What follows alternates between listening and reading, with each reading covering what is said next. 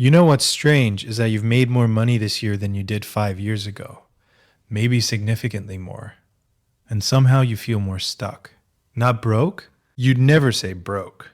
But there's this weight, this quiet pressure that shows up at the end of every month when you look at what's left, and it's almost nothing. Again. You've tried budgets? Of course you have. You've downloaded the apps, built the spreadsheets, color coded the categories. You lasted maybe 6 weeks, maybe 8, and then something happened, some expense you didn't plan for. Some week that just got away from you, and the whole system collapsed. And you told yourself what everyone tells themselves. I'm just not disciplined enough. I need a better system. I need to try harder next time. But here's what nobody says to you. Your budget didn't fail because you lacked discipline. Your budget failed because it was designed to manage a problem that doesn't actually exist. The real problem, the one sitting underneath every spreadsheet you've ever abandoned, is something you've never been asked to look at. And when you finally see it, you're going to understand why no budget on earth could have fixed it. Let's start with the lie. Not a small one. The foundational lie that every piece of financial advice you've ever received is built on top of. The lie is this. You have a spending problem? You've heard it so many times it feels like gravity. Spend less than you earn. Track your expenses. Cut the fat. The assumption underneath all of it is that money is leaking out of your life because you're not watching closely enough. That if you could just see where every dollar goes, you'd make better choices and the pressure would lift. But think about your actual life for a second. You're not buying Ferraris. You're not gambling. You're not doing anything obviously reckless. You're paying rent that feels normal for your city. You're driving a car that's reasonable. You're eating food. You're existing, and it costs almost exactly what you make every single month, as if by design. Because it is by design, just not yours. The reason your budget never works isn't that you can't stick to one. It's that a budget is a tool for controlling outflow. And your problem was never outflow.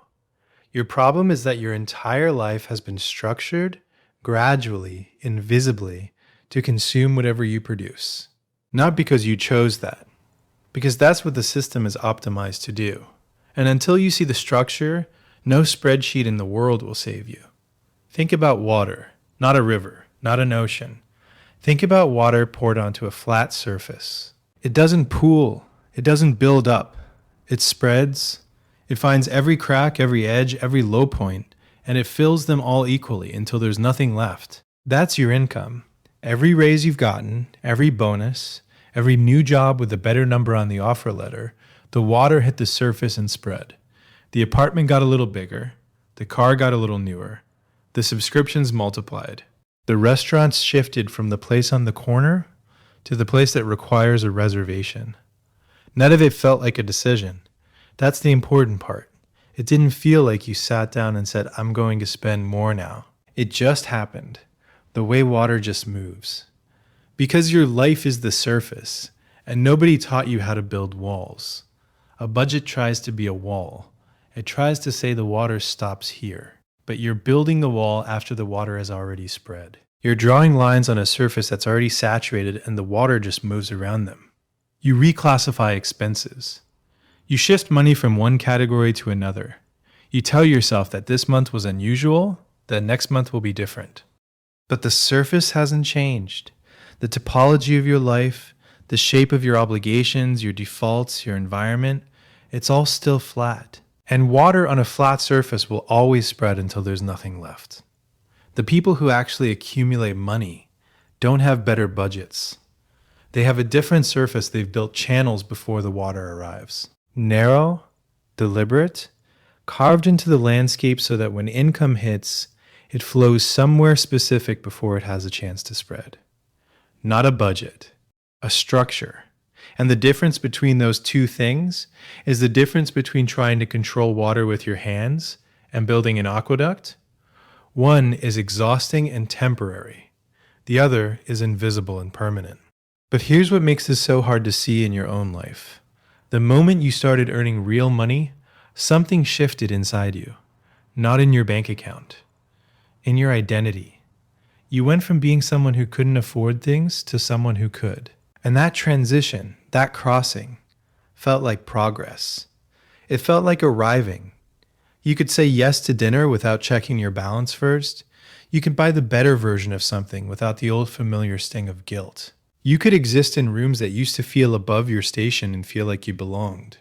That feeling, that sense of finally being able to, is the most expensive thing you own. More expensive than your rent, more expensive than your car. Because it doesn't show up on any statement. It's not a line item. It's the invisible engine driving every financial decision you make. And it runs on one fuel: spending. Every time you spend at the level that matches who you believe you've become, the engine gets fed. The identity stays intact. You feel like yourself. And every time you try to cut back, to downgrade, to choose the cheaper option, something inside you resists. Not because you're greedy, because it feels like regression, like going backward, like admitting that the version of you who could afford things wasn't real. That's why budgets fail. They ask you to behave in ways that conflict with who you think you are. And identity always wins. Always. You can white-knuckle your way through a month of discipline. Maybe two. But eventually the discomfort of living below your self-image becomes unbearable. And you snap back. Not to recklessness, just to normal. You're normal. The normal that was carefully, unconsciously constructed to consume exactly what you earn. This is the part that should unsettle you. Because it means the problem isn't your behavior. It's your self-concept. And no app, no spreadsheet, no 50-30-20 rule can touch that. You can't budget your way out of an identity crisis. And what you're experiencing, that quiet suffocation of earning more but never having more, that is an identity crisis. You just didn't know it had a name. Why do you think it's so hard to talk about money with people who earn similar incomes? Not because the topic is taboo, because everyone is performing the same illusion. Everyone at your income level is projecting the same stability, the same comfort, the same casual relationship with spending. And nobody wants to break the spell by admitting that they too have almost nothing left at the end of the month. That behind the apartment and the wardrobe and the casual dinners out, there's a checking account that looks almost identical to the one they had when they earned 40% less. The silence isn't politeness. It's mutual protection of a shared delusion. Now here's where it starts to turn.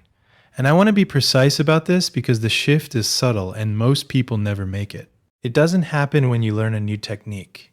It doesn't happen when you find a better app or a smarter system. It happens when you stop asking, how do I manage my money? And start asking, what would my life cost if I didn't care what it looked like? That question is violent. It cuts through everything. Because suddenly, you're not optimizing your current life. You're questioning whether your current life is even yours, or whether it's a performance you've been staging for an audience that isn't paying attention. The apartment you chose. Did you choose it because you love it, or because it matches the story you tell about where you are in life? The car? Is it transportation, or is it a uniform? The restaurants, the clothes, the neighborhood, the gym membership you use twice a month? How much of it is desire and how much is decoration? Most people never ask these questions because the answers are terrifying. Because if even 30% of your spending exists to maintain an image rather than serve a need, then 30% of your income is going to a performance. And that performance is the reason you have nothing left. Not the coffee, not the subscriptions, not the small leaks everyone tells you to plug. The big structural invisible commitment to looking like someone who earns what you earn. That's where the money goes. And it goes there every single month, automatically without a single conscious decision. Let me show you what this looks like when someone actually does the math, not the budgeting math, the structural math. Take someone earning $120,000 a year. After taxes, they're bringing home roughly $7,800 a month. Their rent is $2,400 because that's what a nice one-bedroom costs in their city for someone at their level. Car payment and insurance, $650. They could drive something cheaper, but the car they had before felt like it belonged to a younger, less successful version of themselves. Food, $800. Not extravagant, just the default. Eating out twice a week, decent groceries, a coffee habit that costs $4 a day. Subscriptions and services, $300, gym, streaming, cloud storage, the meditation app they opened once. Clothing and personal, $350. Not shopping sprees, just maintenance. Looking like someone who earns $120,000. Going out, social, travel fund, $600. Again, nothing wild. Just the cost of having a social life in a city where everything costs something. Miscellaneous, $400. Gifts, Ubers, that thing you forgot about until it hit your card. Total, $5,500. What's left is $2,300. That's the margin. And from that margin comes everything that actually matters for your future. Savings, investments, the emergency fund that never quite gets built, the retirement account you're contributing to, but not enough, student loans or other debt that lingers, and inevitably, the unexpected expense that shows up every single month despite being called unexpected. A parking ticket, a medical copay, a friend's wedding gift, a broken phone screen. After all of it, what's actually left is usually somewhere between $200 and $500. Sometimes nothing. Sometimes negative, covered by the credit card that gets paid off next month, except it doesn't quite get paid off and a small balance starts to grow. This person isn't careless. They're not financially illiterate. They could explain compound interest to you. They know they should be investing more. They have opinions about index funds. And they have almost no margin for their life to absorb a single disruption without strain. Now here's the number that changes everything. Not a budgeting number, a structural one. If this person, without changing their income at all, restructured their life so that it cost $4,000 a month instead of $5,500, their margin wouldn't increase by $1,500. Their entire existence would change. Because $3,800 in monthly margin means $45,000 a year flowing into investments or reserves. In 5 years, that's over $250,000 with modest returns. And $250,000 isn't just money. It's time. It's approximately 5 years of living expenses at their reduced cost.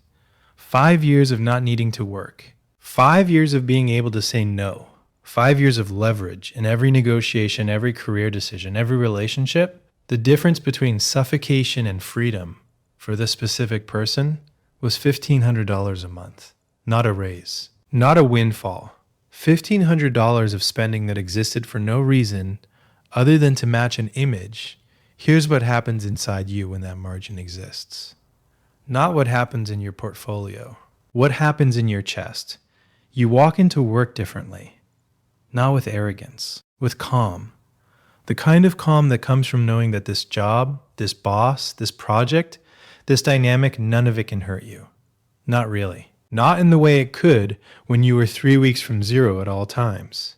You negotiate differently. Not because you learned a tactic, because you genuinely don't need the outcome. And the person across the table can feel it. They don't know what's different. You're not grabbing. You're not performing eagerness. And that changes the terms of every deal, every raised conversation, every opportunity that requires you to walk in and ask for something. You start choosing based on interest rather than anxiety. You take the project that fascinates you, not the one that's safest. You leave the meeting that's pointless. You say no to the client who drains you. Not because you're brave, because the math allows it. The margin protects you from the consequences of honesty. This is the thing that wealth actually is. And I need you to hear this clearly because it reframes everything you've been working toward. Wealth is not money. Wealth is the number of bad options you can survive without fear. If you can lose your job and nothing changes for a year, you're wealthier than someone earning twice your salary who can't survive 8 weeks without income. If you can walk away from a bad deal, a bad relationship, a bad living situation without financial terror, you have something that most high earners never achieve. Not because they don't earn enough, because they've structured their lives to need every dollar they make. Optionality is the product. Money is just the raw material. And a budget is a tool for managing raw material while completely ignoring what you're supposed to be building with it.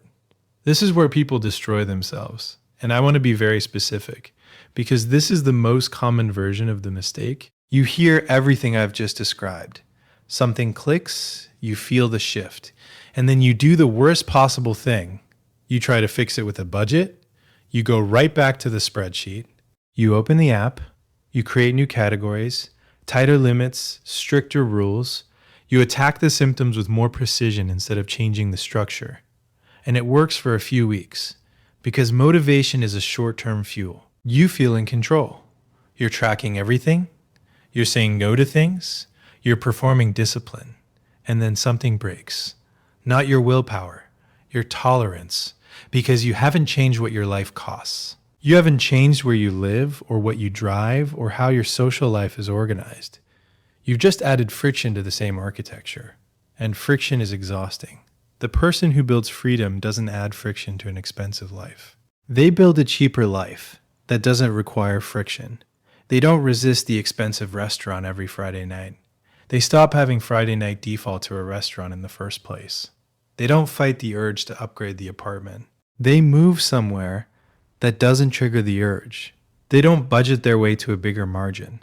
They restructure their way there, and then the margin maintains itself because the defaults have changed. The water isn't being held back by discipline. The surface has been reshaped. The channels exist, the water flows where it's supposed to, without anyone standing there with their hands out trying to redirect it. The other mistake, and this one is quieter but equally fatal, is telling yourself you'll do this later.